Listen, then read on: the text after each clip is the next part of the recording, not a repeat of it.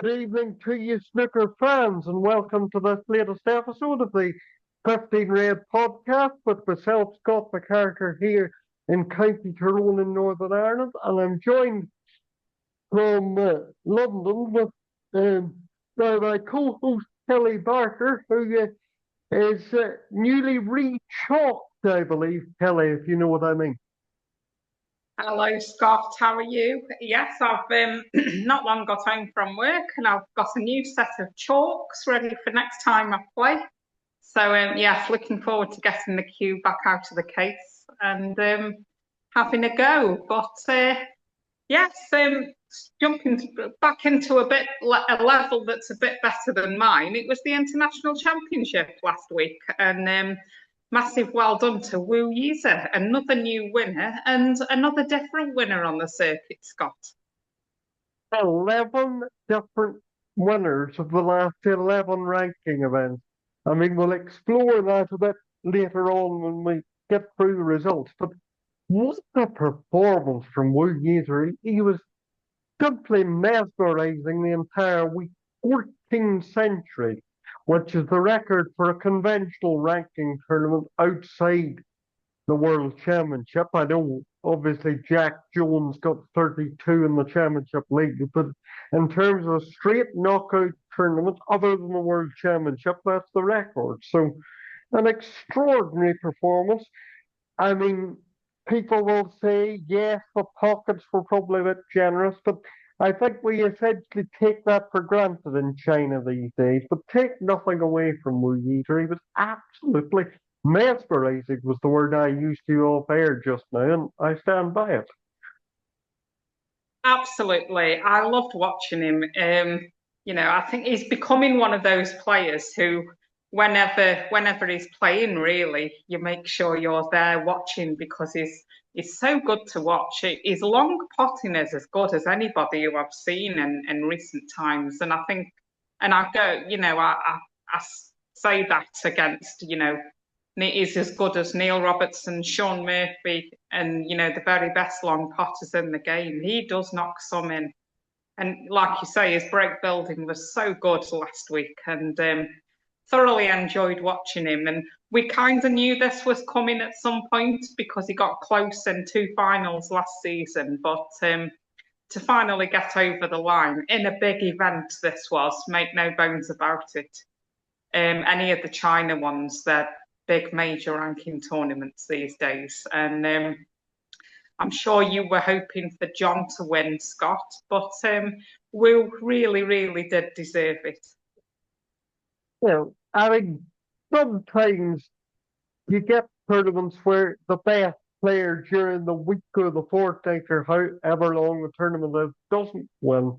But there couldn't really be any dispute. Wu really was the best player of the whole week. I know John, and we'll come on to this, had a great win against Stephen Maguire, a very dominating one against Stephen Maguire in the semi-finals. But Wu was the better player, and so it proved, I suppose.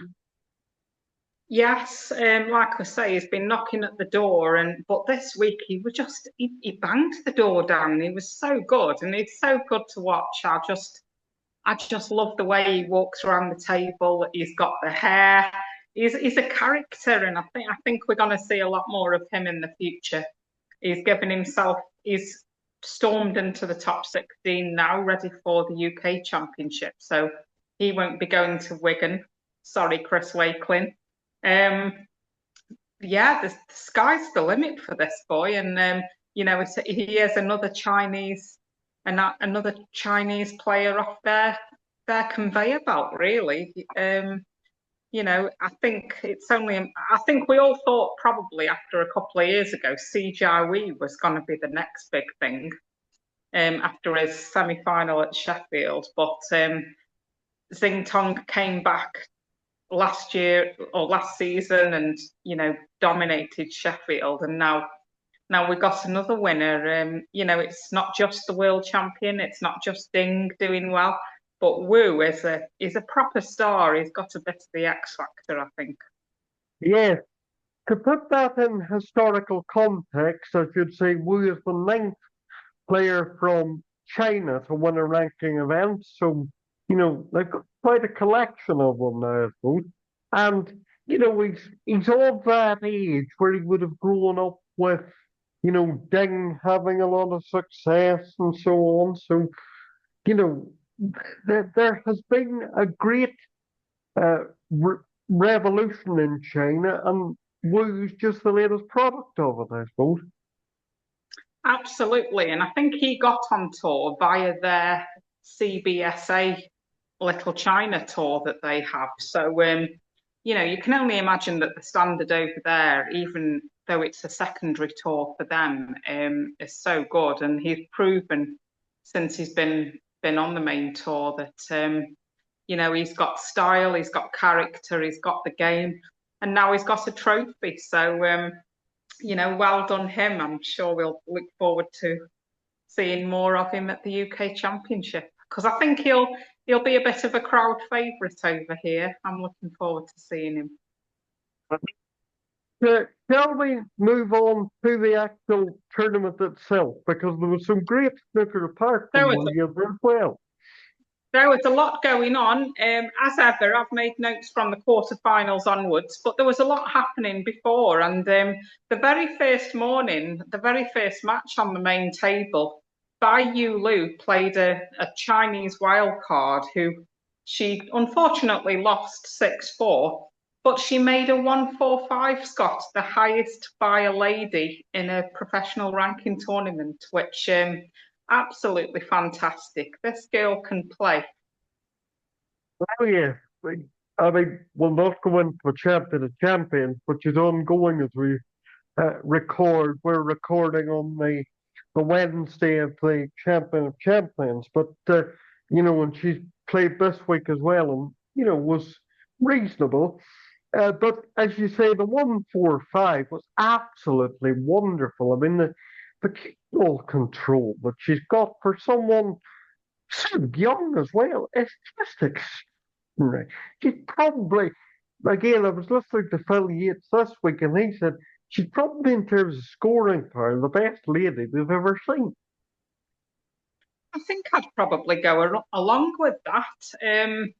We if we think back to her run, she had a decent run in the UK Championship last season. She only got to the one game before the TV stage, and she lost to Jack Lazowski, as most people in qualifying do.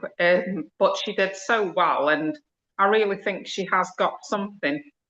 But the 145 didn't turn out to be the highest break of the week because Zach Shorty made his second 147 of the season. And he was playing really well. He beat Neil Robertson in the last 16 to reach the quarterfinals. And this guy, he's a much improved player. I really enjoyed watching Zach at Sheffield. And, he stormed through the draw really to the last 8. And the way he beat Robertson 6-3 in the last 16, he's a player on the up, and again, he's got a bit of character. You see him on social media, doing a few silly little things just to make life fun. And I think he kind of. I was at Brentwood actually the day he played, the day he lost, funnily enough. But he brought a big entourage with him, and there was some massive cheering. So yeah, he's a character. But so that was him into the quarterfinals. Defending champion for the international was Ding. He won it 12 months ago. But Sean Murphy carried on some of his very good form, and he beat him in the last 16 too. And most notably, probably, was Yize. He was 4-0 down to Judd Trump in this round. Judd wasn't pulling up any trees, but Wu wasn't doing much either. But talk about intervals change games. Wu came out flying after the interval, won 6 in a row, and downed the Juddernaut 6-4. Kevin, I think we'll get on to Judd a bit later, but I mean, the performance from Yize. I mean, the fact they can just come out and go 6-4 from 4-0 down, I probably thought, I've got nothing to lose. I might as well throw my arm at it, it paid off in that instance. Absolutely. As I say, Judd wasn't especially playing well. I think he's in a slight slump at the moment. It's not just now at the moment. He's not just losing the odd games. He is actually not playing so well, I thought. But Wu was fantastic after the interval. You couldn't fault him. So that was 6 in a row from him. If we move on to the quarterfinals, he then beat Barry Hawkins 6-0. So he won 12 in a row. He was unstoppable and near his best in this one as well. 660 plus breaks in the 6-0 demolition, a 111 the highlight, and he looked in brilliant form. And we were sort of saying at this stage, surely a trophy might be not too far away for Wu. Those 12 frames was pretty special, Scott. Yes, I mean, I haven't scrolled through the records to see if that's unprecedented, but I'm sure it must be pretty near unprecedented to win 12 frames in a row across 2 matches. Two best of 11, certainly. Uh, but I mean, it was absolutely extraordinary. It's the manner in which he can sort of burst into life, really. Go from doing little to being absolutely stratospheric. Sort of reminds me of Tony Drago in a sense. If Tony Drago was rubbish, he was rubbish. But if he was unstoppable, he was unstoppable. Do you know what? That's very, very true. Although I do think Wu's poor game might be a bit better than Tony's. But yeah, I see what you're saying. When Tony was bad, he was a bit very bad. But when he was flying, he was absolutely incredible. And that's how I think the win against Judd would have given Wu a lot of confidence. And then he went out and did it all again against Barry Hawkins. So that was him into the semi-finals. The next quarter-final was a real good match. I don't know if you saw this, Scott, but Xiao Xing Tong beating Mark Selby 6-5. Selby took an early 3-1 lead, but it was pretty much nip and tuck after that. Xing Tong led 5-4, and an 81 from Selby made it 5-all before a 63 put the world champion through 6-5. It's all fine margins, but Selby was within a ball or two of going 5-2 up, and he got pegged back, and he'll have left China disappointed with that one, Scott, overall, because I think it's one he felt he probably should have won. Yes, well, I suppose in a career as glorious as Mark Selby's, you're going to get the odd day where when I say throw one away, I don't mean that he threw the match deliberately, but you know what I mean. Um, it, you know, see the world champion Zhou Xingtong playing well again because, let's be perfectly honest, he's not exactly pulled up trees in a season as world champion so far. So to see him going relatively deep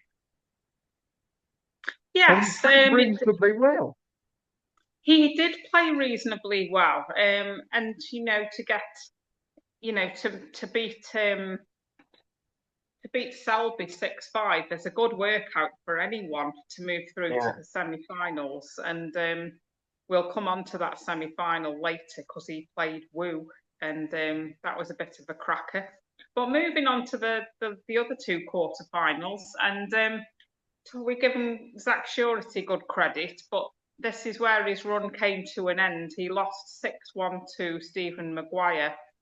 And it came to a bit of an abrupt end, Scott. He didn't play like he previously had done, and Maguire, with 3 half-centuries, looked good to move into his first major semi-final of the season after winning the Championship League.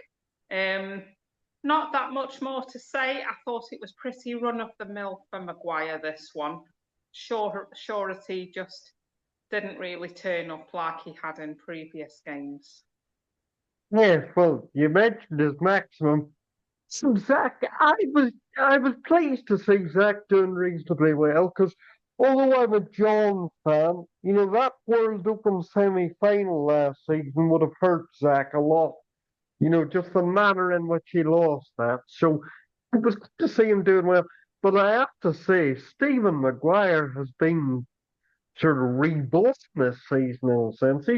He's done very well. I know, obviously, again, in the next episode we'll get to where things didn't quite work out for him today, but he's played extremely well in that run to the semi-finals, and all all goes well for him. So well I played, think Stephen. I so, and think.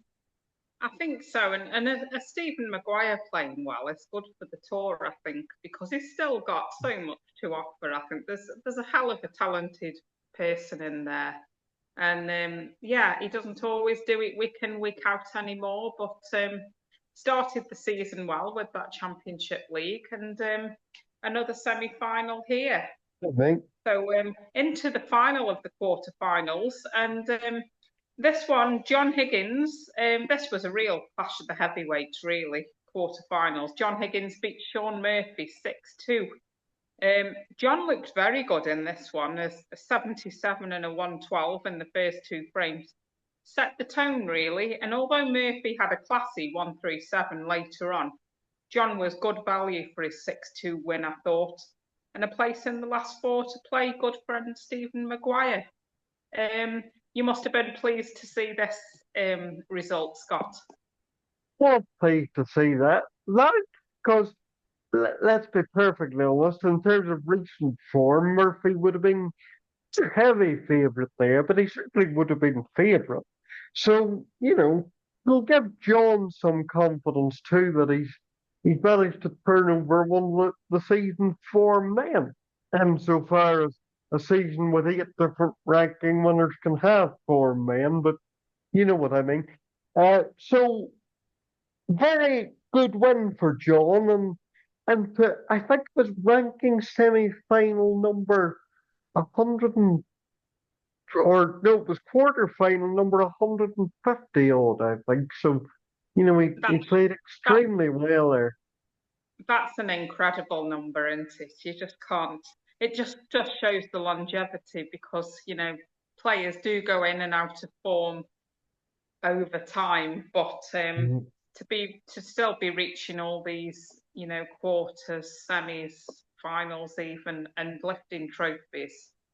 It's just incredible, really. And I know we keep on about the class of '92, but how can you not when we've already had Mark Williams winning one this season. Ronnie got to within one frame in Saudi Arabia, and now John wants in on the act as well. So yeah, it's good to see the old boys doing it, if we can call them that. But I guess they are really. But they can still show these young guns a thing or two. Yeah, yeah, Anyway, very much so. in, into the semi-finals, and we were treated to best of 17s, which is one of the really great bonuses of this tournament. I think best of 11s are good. We enjoy them all the way through, but Yeah. a semi-final, 2 sessions, best of 17, bring them on, I would say. And the first one was the all Chinese clash, world champion Zhao Tong and Wu Yize. It was 4-all after the first session, a really cracking contest, this one. Both scored well, Wu with a sparkling 140 in frame 4. The big one was the final frame of the session, though, as Wu looked certain to lead 5-3 at the break, but the world champion Tong cleared up with a 72 to steal the frame and leave the match beautifully poised at 4-all. Came back for the evening, and Wu took the bull by the horns, though, as he took the first 4 frames to lead 8-4 with a 108 and 71. Tong rallied to 8-6, but it was Wu Yize who wasn't to be denied his third final of his career, winning 9-6. And this was a lovely match to watch, Scott. I thought 2 players who were really easy on the eye. And this could be a match that could be semi-finals and finals for the next few years, really. Yes, I think that wider historical point, if you like, often gets missed in the talk of breaks and numbers and so on. But these two, Xingtong and Wu Yize, could, as you say, play a huge part in the sport for probably 15 or 20 years, never mind that, given the longevity of modern players. But, you know, I think there is a lot to be said for, them knowing the conditions. They're in China. They know what to expect, and it's no surprise that for without going too far, I know we'll get to the final. I think for a third year in a row, we've had an international championship winner from China. So, it's there's a lot to be said for home advantage, and these two produced a match that the crowd would have really enjoyed. Absolutely. Well, I really enjoyed. I don't know about that crowd. I'm sure they did. If you were there, you were really treated to some dazzling snooker by two of their own. So I'm sure they enjoyed that. But yeah, it was Wu who moved on to the final, and who would he play? It was if the first one was an all Chinese clash, the second semi-final was the all Scottish affair, and they could have just played this at their unit in Glasgow, but they went all the way to Nanjing, and it was the semi-final, and John Higgins beat Maguire 9-2, and this match really was as one-sided as the scoreline suggested, Scott. Higgins didn't give an inch to his good friend, going 6-2 up after the first session. Maguire did have a 1-1-4, but Higgins wasn't going to let up and quickly took the first three of the evening to win 9-2 and book a place in the final against Wu Yize. John, over twice Wu's age, so that would be interesting. But this semi-final was John not far away from some of his really good snooker. He was good to watch. Having watching it on tally, it was a bit of a shame that he didn't last a little bit longer. But you couldn't argue with John there. He was good value for 9-2, and he looked every inch a 9-2 winner. And first reminded me that performance from John of the performance in 2021 in the Players' Championship against Mark Selby, where he was just completely dominating. Yes, the scoring was there, but also the sort of all-round match play. So even if he broke down, he played a good safety job to keep Stephen out. So yes, just say the bragging rights in the unit have gone to John for the moment, but he played very well, and one can never be predictable, can never predict in this of all seasons, but you would the trophy's not too far away for the Wizard.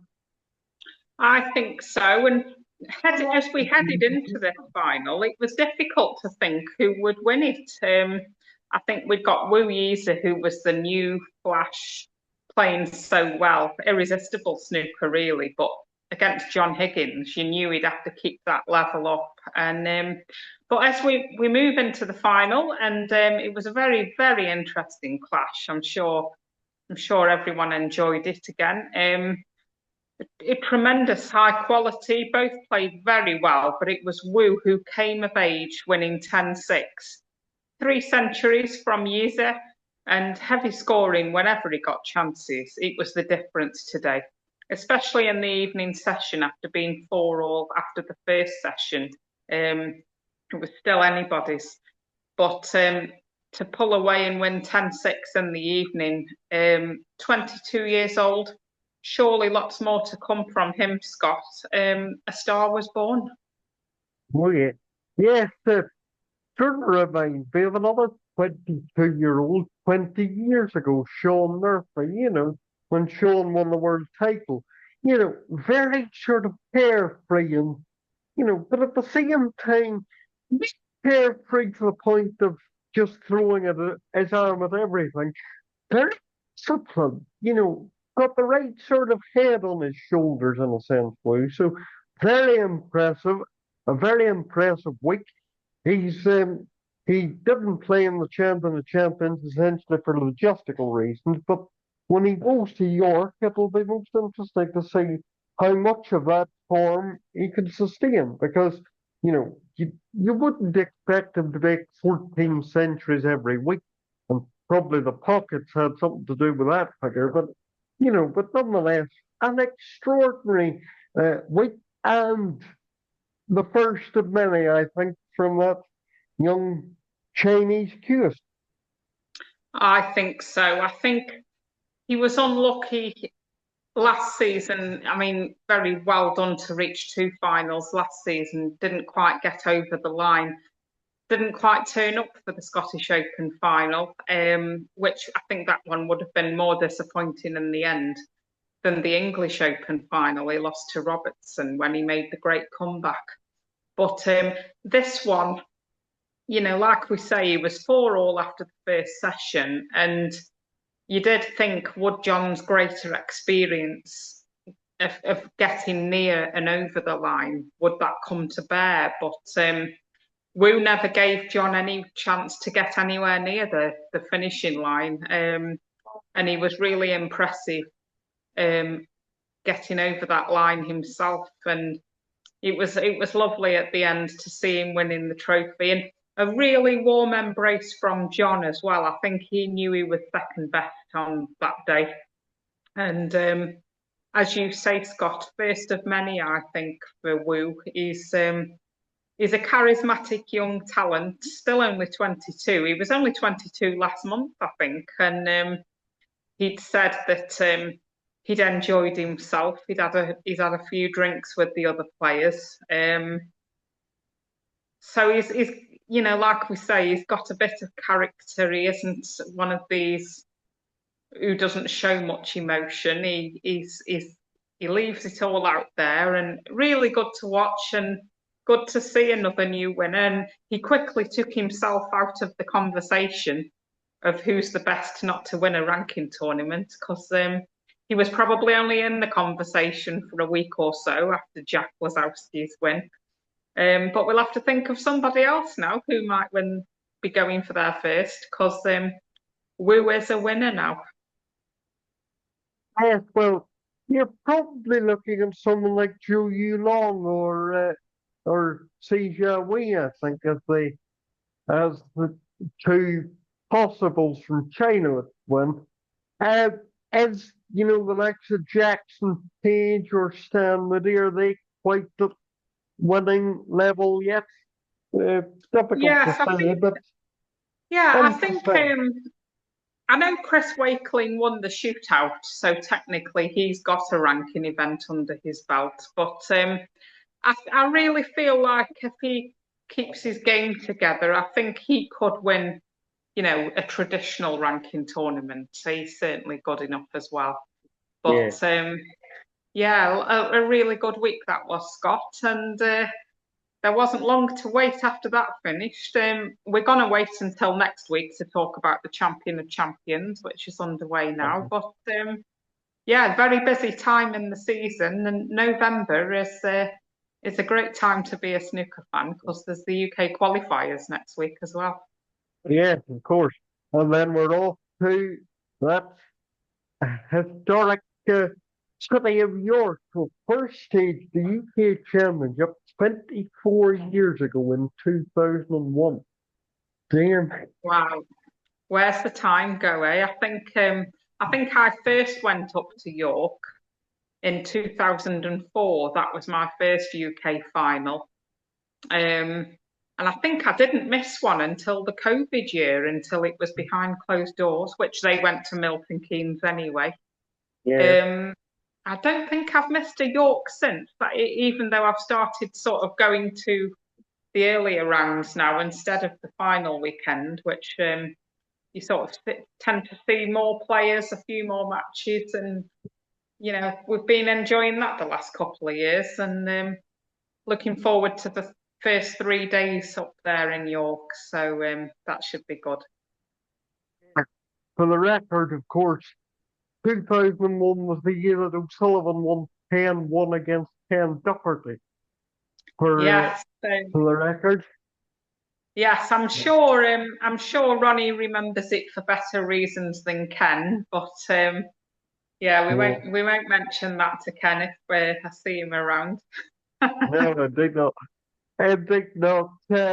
No, we'll be back for the Champion of Champions next week. But I said that Kelly that on Saturday you might have well, I don't know whether you'll agree to get the queue out yourself, but you're certainly going to watch a few promising ladies, I gather. Well, yes, I'm off to the Landywood Centre near Walsall to take part in. I will be taking my cue with me, and now I've got my new chalk as well. I'll hoping to put it to good use. I'm going to the World Snooker's Ladies Day, Ladies Open Day, which is designed to get ladies who have got an interest in snooker getting on the bays, and I'm looking forward to it because I'd really like to mix with some like-minded ladies who would like to have a game. And when I heard this was happening, I thought this was just the thing for me, really. So yeah, looking forward to it. I've been having a few games the last few weekends, and I'm really enjoying playing at the moment. Get a lot of joy out of it. So I'd really love to have this day, and who knows, a little bit of an ambition eventually would be to enter a ladies' tournament, but I want to improve a bit first. So we'll see how it all goes. But I'm looking forward to Saturday. The ladies circuit by 2030. Well, we'll see. I'm not getting any younger, so I feel like if I'm gonna do it, I'm gonna have to do it soonish. But you know, it's all good fun, and Saturday is designed just to get women and girls playing and maybe taking an interest in snooker if they haven't done before. And yeah, apparently there's just over 25 or so ladies signed up to it. So hopefully we'll all have a good day, and let's get the girls on the bays. Praise Rob Walker, but no, very, very good luck to the ladies there. You'll enjoy that, I'm sure. It'll be marvelous to have some like-minded female company as well, and we look forward to hearing about it in due course, I may say. And God willing, we'll be back next week to review the Champion of Champions from Leicester, which, as we've mentioned a few times already, is ongoing. And we'll be back with a full roundup of the action from there next week. So, bye for now, everyone. Bye for now.